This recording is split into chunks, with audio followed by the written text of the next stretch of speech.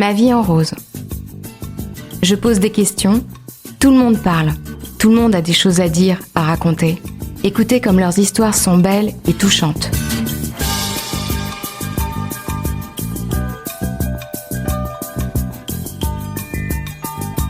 Passionné de vélo depuis longtemps, Pascal, éducateur, a lancé des ateliers de réparation de vélos dans les quartiers au sein de son association il y a quelques années déjà. Ce portrait sonore se divise en 2 temps. Première rencontre en 2017, deuxième rencontre dans les Cévennes en 2023.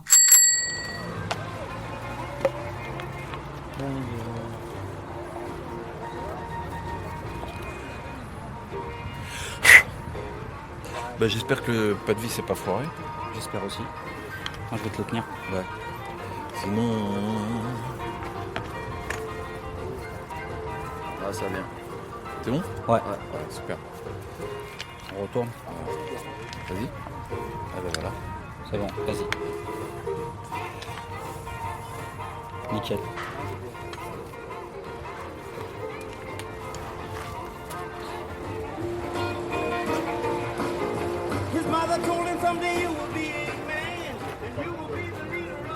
Old man.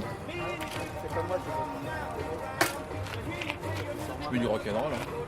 Ah, c'est mon frère, il écoute que ça. Vous êtes d'accord ? Ouais. Ton frère ? Quel âge il a ton frère ? Hein ? Il a quel âge ? Il a 22. Ah, il écoute du rock'n'roll ? Ah, ouais. Trop fort, bien. Ouais, les Elvis, Bill Haley, tout ça. Là. C'est vrai ? Ouais. Ah, c'est trop bien. Bonjour monsieur. Ouais. Oui. C'est chez le stade de Guy-Moquet. Ah, le stade Guy-Moquet, il est... c'est juste là, je crois. Il faut que vous tourniez à gauche, là.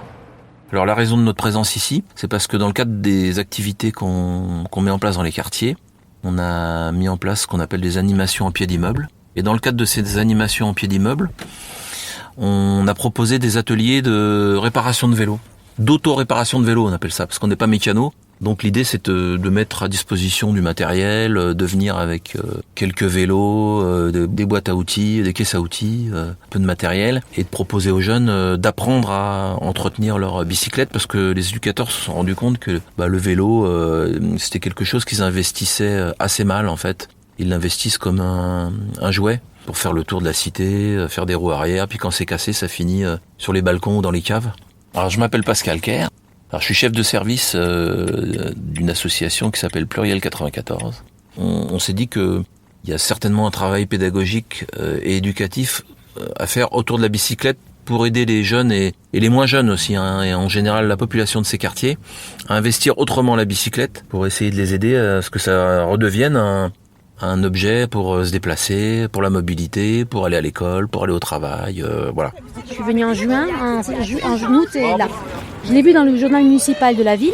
C'est commencé par le mien en fait, qui était dans le garage depuis des années. Je ne voulais pas le mettre au rebut, mais j'arrivais pas, dès que je pédalais 5 minutes. En fait, dès que je me mettais en roue libre, il déraillait. Donc il y avait quelque chose. Et c'est pour ça que j'ai amené d'abord le mien. Puis quand ils m'ont réparé le mien, je aussi amené celui du gamin. Alors nous, on intervient souvent dans des cités qui sont définies comme cités sensibles, zones urbaines sensibles, quartiers prioritaires, dans le cadre de la politique de la ville. Donc en fait les quartiers dont on entend souvent parler à la télé ou dans la presse, les quartiers où il y a un certain nombre de difficultés, beaucoup de pauvreté, beaucoup de chômage, quelquefois de la violence, pas toujours, mais voilà. Il peut y avoir aussi des trafics de stupéfiants plus ou moins visibles, trafic de stupéfiants ou d'autres choses. Mais voilà, c'est pas leur caractéristique principale, c'est des symptômes apparents. Après, le problème principal, c'est les problèmes sociaux, de difficultés économiques et sociales des familles, et donc qui ont des répercussions sur les enfants, sur les jeunes, donc nous on va rencontrer, et avec qui on va essayer de monter des projets, voilà, qui peuvent être très très variés. Ça va du petit coup de pouce individuel à des grands projets qui peuvent nous emmener sur des chantiers de solidarité internationale, en passant par des petits séjours, des week-ends, des sorties. Et puis beaucoup de travail en partenariat avec les institutions, missions locales, Pôle emploi, les centres socioculturels, voilà. Monter des projets aussi avec des partenaires. Sur les ateliers, on est 3-4 professionnels à chaque fois à peu près. C'est parfait parce que tu vois, tu mets celui-là là, après tu en ici. tac. Et là, Pratique, avec hein. celui-là, Je peux. vas-y, tu l'enfonces comme ça, par ici, délicatement. Dans l'autre sens, dans l'autre sens. Tu vois, tu as un sens. C'est comme ça. Et tu fais attention toujours de ne pas pincer la chambre à air. Il faut vraiment le faire délicatement. Voilà. Voilà. Tout Et doucement, vas-y et tu maintenant. ramènes tout doucement vers moi. Voilà. Et voilà, tu vois, celui-là il est tombé. Donc tu le raccroches. Et là, normalement, tu prends celui-là. Et tu vas pouvoir tout simplement tourner comme ça. tu vois. Et ça s'enlève. Je le remets où? N'importe où? Voilà, Non, ça ça- sert non, plus à rien. t'en as plus besoin, alors. T'en as plus besoin. Là, Ah. nous allons attaquer la phase chambre à air. Voilà, chambre à air. Voilà, La chambre à air, c'est c'est ce qu'il y a dedans. Ça, c'est le pneu. pour. Le pneu, bah. C'est un pneu, quoi. Et la chambre à air, il faut la sortir. On a commencé à mettre en place ces ateliers et ça a super bien marché. À tel point qu'il y a des bailleurs et des partenaires institutionnels qui ont commencé à faire appel à nous. Et c'est dans ce cadre-là qu'on a répondu à un appel à projet organisé par la TGVAL, qui s'appelle Animons la TGVAL. Donc on a proposé des ateliers d'autoréparation de vélos sur le parcours de la TGVAL. C'est une association qui gère des équipes d'éducateurs de rue dans des quartiers du Val-de-Marne, sur 6 communes du Val-de-Marne, Maison-Alfort, Créteil, Bonneuil, Limeil-Brévannes, Villeneuve-Saint-Georges et Valenton. Le travail consiste à aller à la rencontre des jeunes dans les quartiers, créer un lien de confiance et les accompagner dans leurs projets, qu'ils soient individuels ou collectifs. Voilà, donc c'est vraiment un travail de généraliste, un travail très vaste. On est amené à faire plein de choses différentes avec eux. On est vraiment des généralistes et ensuite on travaille en partenariat. On les met en lien avec les institutions pour les réconcilier avec leur environnement, pour essayer de faire en sorte qu'ils trouvent ou qu'ils retrouvent une place.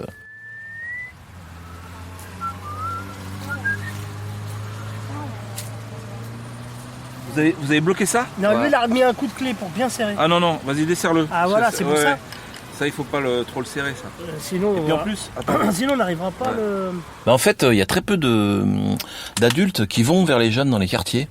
Effectivement, les jeunes nous le disent, vous et la police. Et encore que la police de proximité a disparu. Mais à une époque, c'est vrai qu'il y avait des policiers qui venaient à pied dans les quartiers. Aujourd'hui, ça n'existe plus, donc ils viennent plutôt en force, en voiture, armés jusqu'aux dents. Donc c'est un peu moins sympathique, mais effectivement, c'est souvent les seuls contacts qu'ils ont avec les institutions, c'est les éducateurs de rue et la police. Et vous êtes bien accueillis? Bah oui, mais pas d'emblée. Ça demande un travail de fond, un travail de fourmi, un travail de stratégie. On commence par des toutes petites choses, d'être là, d'être présent. Et le but du jeu, c'est qu'ils s'habituent à notre présence, qu'on fasse partie du décor. Donc ça va être simplement en allant vers eux, en allant prendre des nouvelles, s'inquiéter de leur avenir, leur poser des questions. Mais ça part vraiment des fois, il faut 6 mois avant qu'un jeune accepte de nous parler. Hein. Voilà, c'est pas simple. Alors on essaye de réussir des petites choses avec certains qui vont avoir des effets sur les autres. On va pas forcément travailler avec les plus en difficulté d'emblée. On va essayer de travailler peut-être avec des jeunes qui sont un peu autour, qui sont encore scolarisés, on va faire des petites activités avec eux, ce qui fait que d'autres qui sont plus en difficulté vont s'autoriser à nous demander des coups de main ou des petites choses. On fait aussi des chantiers sur lesquels ils sont salariés. On s'appuie sur une association partenaire qui fait les fiches de paye, les contrats de travail, donc ce qui nous permet de les embaucher pour un vrai travail là pour le coup. C'est-à-dire à partir de 16 ans on a le droit de travailler. Hein. Donc on travaille donc beaucoup pour les bailleurs sociaux, les sociétés HLM, qui nous donnent des petits chantiers à faire. On voit entre 20 et 30 personnes et on doit traiter une douzaine de vélos à peu près. D'enfants ou d'adultes, parce que vraiment les ateliers sont ouverts à tout le monde. On se débrouille avec nos connaissances. Bon, il se trouve que moi, le vélo m'intéresse. Je pratique ça aussi en dehors de mon travail. Donc du coup, c'est un peu moi qui ai ramené aussi ce projet au sein de l'association. Et du coup, il y a d'autres éducateurs qui ont commencé à se former, et puis qui commencent à pouvoir se débrouiller. On fait vraiment des réparations courantes. C'est plus dans l'entretien. On s'engage pas dans des réparations trop lourdes. On y pense, peut-être ça sera une deuxième étape de ce projet autour de la bicyclette. C'est peut-être de créer un atelier permanent, fixe, avec un peu plus de matériel, où là on pourrait recevoir les jeunes avec leur bicyclette. On l'a déjà fait ponctuellement, justement pour permettre à des jeunes d'avoir par exemple un vélo pour aller au travail. Mais c'est quelque chose auquel on réfléchit qui pourrait être une deuxième étape intéressante du projet. C'est-à-dire qu'à partir des rencontres qu'on fait avec les ateliers mobiles, de pouvoir donner des rendez-vous aux jeunes pour pouvoir continuer ce travail autour de leur bicyclette. Et puis pour nous, c'est un prétexte aussi pour mieux les connaître, travailler leurs projets personnels et professionnels. La bicyclette est un prétexte pour faire un accompagnement plus global. Et puis après, d'essayer aussi de faire passer un message dans les quartiers sur l'intérêt que ça peut avoir en termes économiques, écologiques, de santé, de se déplacer à bicyclette. La bicyclette, c'est pas qu'un jouet. Le problème, c'est le vol, souvent. Allez-y, hein. On va la... Il faut m'aider parce que j'ai une tendinite. Ah ouais, j'ai l'enfer. Des fois, je lâche, mais... C'est de la vie foot, ça. Ah, j'en sais rien. Non, mais là, sur la selle... Oh non, elle est pourrie, la selle. Ou là, peut-être... Ouais, elle est foutue. Alors, on en parlait tout à l'heure, travailler avec les familles, c'est aussi une façon de... C'est une porte d'entrée pour rencontrer les jeunes filles, donc les sœurs... les petites sœurs, les grandes sœurs. Et on a beaucoup développé le travail avec les collèges, pas que pour ça, mais aussi pour l'objectif de travailler plus avec les adolescentes. Donc on intervient aussi dans les collèges, on fait un partenariat avec les collèges, qui nous permet effectivement de mieux connaître les jeunes filles. Après, il y en a certaines qu'on rencontre aussi dans la rue, mais effectivement, c'est les garçons qui occupent le terrain. Ça, c'est une réalité. Donc ce qui nous oblige quand même à avoir un effort particulier pour aller vers le public féminin. Mais ça c'est pareil, hein, depuis que j'ai commencé ce métier, ça a beaucoup évolué. C'est-à-dire C'est-à-dire que moi quand j'ai commencé ce travail, c'était une très forte majorité de garçons. Aujourd'hui, notre public c'est 2 tiers de garçons, 1 tiers de jeunes filles. À peu près. D'adolescentes ou de jeunes filles. Et voilà. Il y a un collège qui ouvre ses portes pendant les vacances scolaires, ce qu'on appelle l'école ouverte. Et on a fait des ateliers d'autoréparation dans la cour du collège. Donc les collégiens sont venus avec leur vélo et on a fait ce travail de sécurité routière autour de la bicyclette avec les collégiens. Mais ça c'est aussi une possibilité de développement du projet effectivement. En fait il y en a plein. À partir de la bicyclette on peut imaginer, on fait aussi des sorties, on a fait des sorties en forêt avec des groupes de jeunes. Et cet été, les éducateurs ont organisé un séjour itinérant d'Arcachon au Pays Basque. On appelait ça la Vélocéane. Voilà, avec une dizaine de jeunes de 3 communes différentes. Mixtes, garçons-filles et interquartiers. Donc là aussi c'est intéressant parce qu'on travaille aussi sur la question des relations interquartiers. C'est vrai que dans notre secteur, il y a quand même beaucoup de conflits de quartier, parfois violents. Là sur ce séjour, c'était des 13-15 ans. C'était des collégiens. Il y en avait peut-être 1 ou 2 qui avaient 16 ans.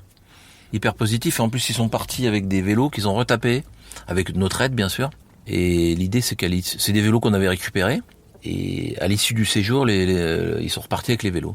Ils l'ont retapé. Ils ont fait une aventure avec le vélo. Maintenant, il leur appartient. On peut imaginer qu'ils vont l'investir autrement. Et puis, on continue le travail avec eux.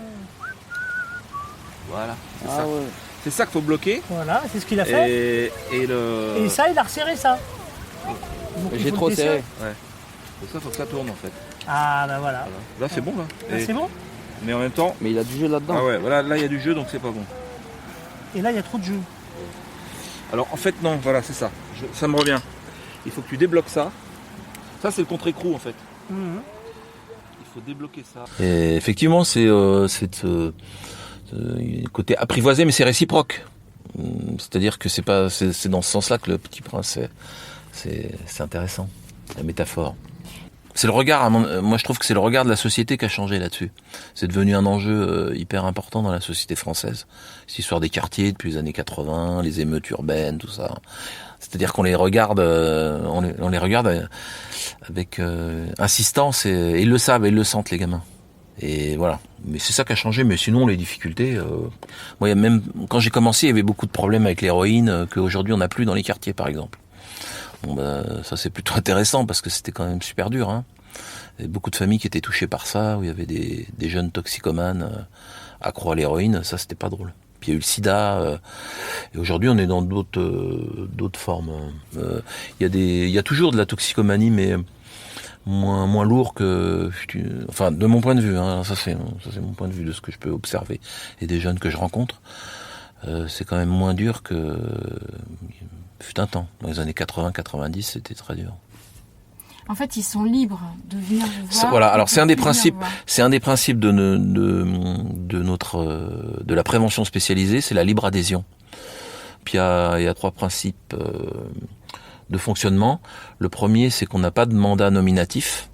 C'est-à-dire personne nous dit occupez-vous d'un tel ou d'un tel. Il n'y a pas un juge ou une administration qui nous demande de nous occuper de tel ou tel jeune. C'est ce qu'on appelle l'absence de mandat nominatif. Le deuxième, c'est la libre adhésion. C'est-à-dire nous on va vers eux après, libre à eux d'adhérer ou pas à ce qu'on va leur proposer ou à la relation qu'on va essayer d'engager avec eux. Et le troisième, c'est l'anonymat. L'anonymat, c'est la confidentialité. C'est-à-dire ceux qui vont nous confier, on va pas le transmettre à qui que ce soit sans leur accord. Voilà. Si on est amené à parler de leur situation à une institution ou à quelqu'un d'autre, c'est toujours avec leur accord. C'est très long. Je parlais du partenariat, voilà.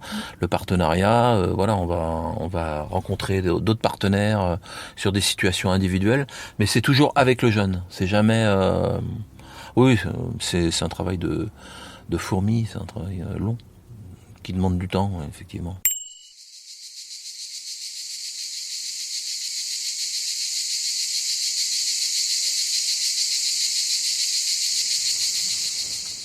Alors on s'était vu il y a 6 ans. Comment ça a évolué depuis ? Ça a évolué dans le bon sens. Quand on s'est rencontrés, c'était des animations de pieds d'immeubles ponctuelles qu'on organisait dans les différents quartiers où l'association qui m'employait intervenait. Et petit à petit, on a organisé tout ça de façon un peu plus complète. On a réussi à obtenir des partenariats avec les villes, les collectivités locales, les bailleurs, surtout les bailleurs sociaux, qui nous ont demandé de mettre en place ce type d'activité dans les quartiers, c'est-à-dire des ateliers d'autoréparation de vélos en pied d'immeuble. Et petit à petit, on a réussi à construire un projet un peu cohérent sur l'ensemble des villes où on intervenait. Et ce qui fait qu'on a, les dernières années, on tournait à une quarantaine d'ateliers par an, des vacances de Pâques aux vacances de la Toussaint. Voilà, parce que l'hiver, c'était un peu plus compliqué de mettre ça en place. Mon nom, c'est Pascal Kerr, et je suis travailleur social à la retraite. Voilà, j'étais éducateur spécialisé dans des quartiers de banlieue, dans le Val-de-Marne. Quand vous êtes parti à la retraite, où est-ce que ça en était ? Parce que c'est quand même vous qui avez initié le projet. C'était il y a combien de temps ? Il y a 1 an, dont je dois avouer que j'étais assez fier, parce qu'on est parti tout doucement de petites animations ponctuelles à un projet qui était quand même assez cohérent, assez construit, avec un programme d'intervention sur l'année dans différents quartiers où l'association intervenait. Alors qu'au débarrage, on était vraiment sur des animations de pieds d'immeubles ponctuelles. Et entre 2017 et 2022, c'est ça, c'est-à-dire 2022, mon départ à la retraite, on a rajouté une dimension à ce projet qui était la dimension insertion socio-professionnelle, puisqu'on embauchait des jeunes pour nous aider à encadrer ces ateliers. Donc ça, c'était une dimension supplémentaire par rapport au démarrage de l'activité. On passait par ce qu'on appelle une association intermédiaire. C'est une structure d'insertion qui fait des contrats courts, en chantier éducatif, ce qu'on appelle. Voilà, c'est des petites missions pour donner une idée aux jeunes de ce que c'est que le monde du travail, de signer un contrat de travail, d'avoir une fiche de paye, un salaire et tout ça. Et donc, ce qui nous permettait de financer l'embauche des jeunes, c'était... au départ, on faisait ça de façon ponctuelle et animation organisée par l'association, mais après, c'était une demande des bailleurs et des collectivités territoriales qui nous finançaient des ateliers. Donc, ce qui nous a permis d'embaucher des jeunes pour nous aider à encadrer ces ateliers. Mais les jeunes, ils avaient quel âge à peu près ? Sur les chantiers éducatifs, on peut les embaucher entre 16 et 25 ans. C'est le cadre légal. Après, nous, c'était plutôt, sur les ateliers vélo, c'était plutôt du 16-20 ans, on va dire. C'était plutôt les plus jeunes.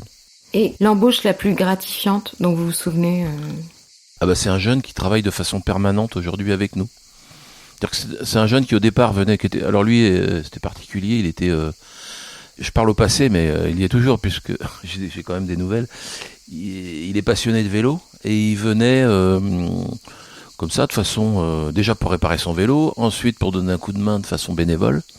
Et puis quand on a vu son intérêt, on l'a embauché sur tous les ateliers vélo. Maintenant, il est là. Donc il est salarié sur l'ensemble des ateliers vélo que l'association propose.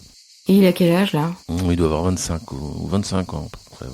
L'idée, c'est qu'il puisse trouver un emploi dans le secteur de la réparation vélo. Et lui, c'est un jeune des quartiers ? Ouais. C'est un jeune qu'on a rencontré en pied d'immeuble et qui est venu vers nous parce qu'il était intéressé par ça. Et moi, ce que j'ai senti aussi depuis 2017, alors est-ce que c'est mon regard qui a changé ou c'est mon intérêt pour le vélo ? J'ai trouvé qu'il y avait une évolution positive dans la relation que les jeunes ont à la bicyclette en général. C'est-à-dire que quand on s'était rencontrés en 2017, la vision que j'en avais, c'était on prend un vélo ponctuellement, de temps en temps on peut aussi le voler quoi pour l'utiliser, ou alors on s'en sert comme un jouet, on fait le con avec dans le quartier, et puis après quand on en a plus besoin on le jette quoi. Il y avait un côté jetable. Moi j'ai noté, alors est-ce que c'est l'effet de nos ateliers vélo, je ne sais pas, j'irai pas jusque là, mais j'ai noté, mais ça va avec un peu le mouvement général de l'intérêt de la bicyclette dans la société. Je trouve que ça a aussi touché les quartiers quand même. De façon, alors peut-être pas de façon aussi massive que dans les centres urbains parisiens ou autres, mais on a trouvé qu'il y avait quand même une évolution dans le rapport à la bicyclette des populations des quartiers, que eux aussi sont touchés par ça dans le bon sens du terme. À l'époque, je me rappelle que c'était surtout pour vous un moyen de lier un contact avec les jeunes des quartiers. Oui, c'est ça. Et les jeunes et les moins jeunes, la population, les habitants. Parce que ce qu'on notait au début, c'était que beaucoup, les personnes qui venaient sur les ateliers vélo, c'était beaucoup des enfants et des parents. Assez peu de jeunes finalement. Et le fait qu'on embauche un ou deux jeunes à chaque fois pour nous aider, fait que les copains venaient, et ça a permis aussi d'attirer plus facilement les adolescents et les jeunes adultes sur les ateliers.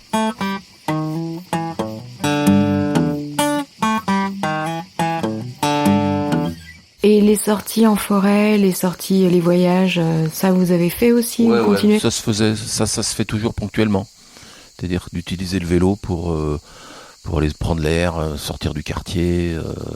Les voyages, on n'en a pas refait. Les voyages itinérants, mais effectivement, ou alors d'emmener des vélos en séjour, de toujours essayer d'introduire le vélo dans les différentes activités que les équipes peuvent proposer aux jeunes dans les quartiers. On avait des contacts avec d'autres collègues qui faisaient la même chose, notamment en 92, parce que moi j'étais dans le 94. Mais maintenant ça se fait, pas partout, mais il y a d'autres expériences d'éducateurs de rue qui utilisent le vélo comme support au travail qu'ils mènent dans les quartiers. Venir vous voir pour vous demander comment ça se passait. Ça s'est fait, oui, plusieurs fois. Ouais. Et des gens de... 92, 93, 75. Donc c'est la banlieue parisienne, oui, quoi. Oui.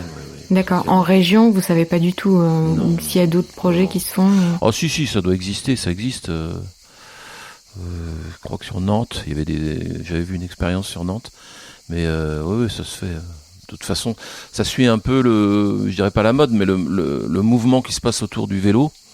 Voilà, ça touche aussi le travail social.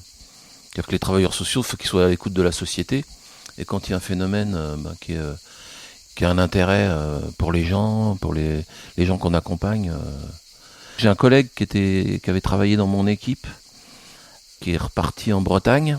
Aujourd'hui, il travaille dans un centre d'accueil pour jeunes des mineurs isolés.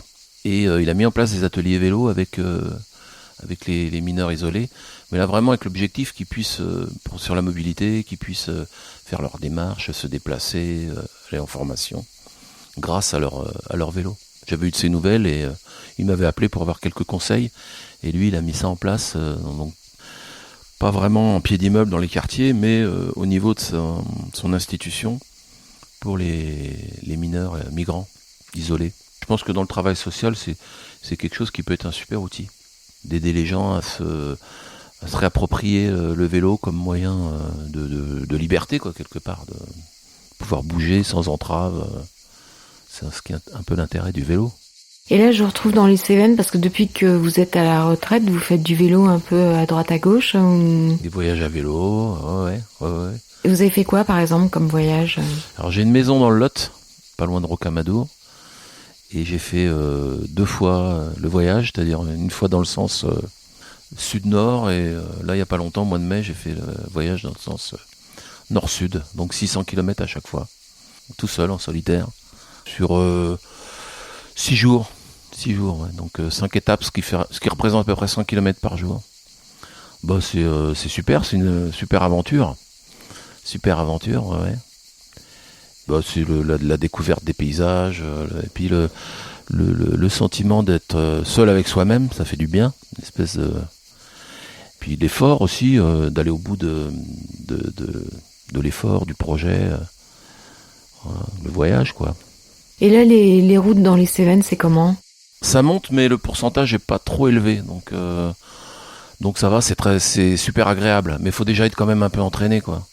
Les Cévennes, c'est pas pour tout le monde en vélo, quand même, parce que c'est déjà montagnard, mais c'est super agréable. Les routes sont plutôt en bon état, et puis les paysages, quoi, les points de vue. Quand on arrive au sommet d'un col, c'est hyper satisfaisant, quoi. On se dit ouais, on a réussi. Puis après il y a la descente, par contre là faut faire attention parce que ça peut être dangereux.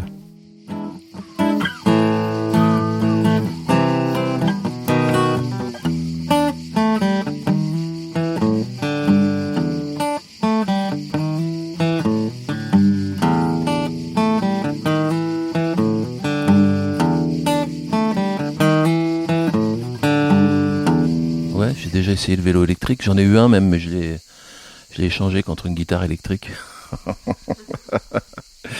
Non, mais c'est différent, c'est complètement différent. Moi, j'en avais acheté un, c'était vraiment pour aller au travail. Pour aller au boulot, c'est quand même bien. Mais ça dépend ce qu'on recherche. Ça dépend ce qu'on recherche.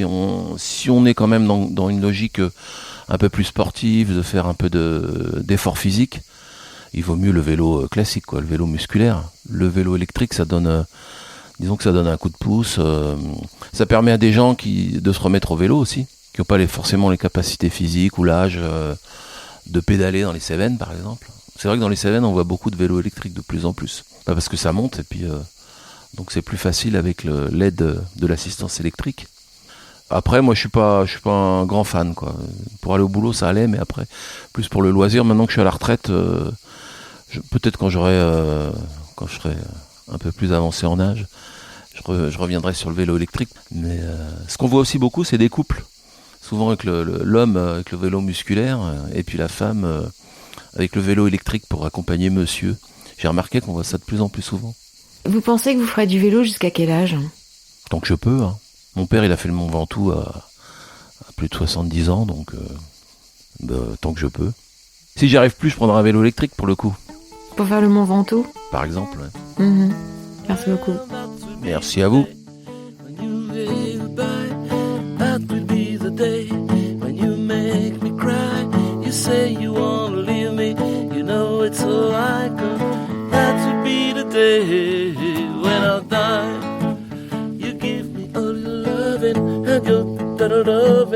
Your hurts and kisses and your money too. Well, you say you love me, baby. Still here to tell me maybe that someday, well, I'll be true. Well, that would be the day when you say goodbye. That would be the day when you make me cry. Yeah, you say you won't believe me. You know it's a lie, 'cause that would be the day when I die. That would be the day. Ooh, that would be the day. Ooh, that would be the day. Ooh, that would be the day. Ah oui, bah ça. Je suis un retraité, quoi. Ouais. Non, mais en plus c'est vrai, j'ai débranché, quoi.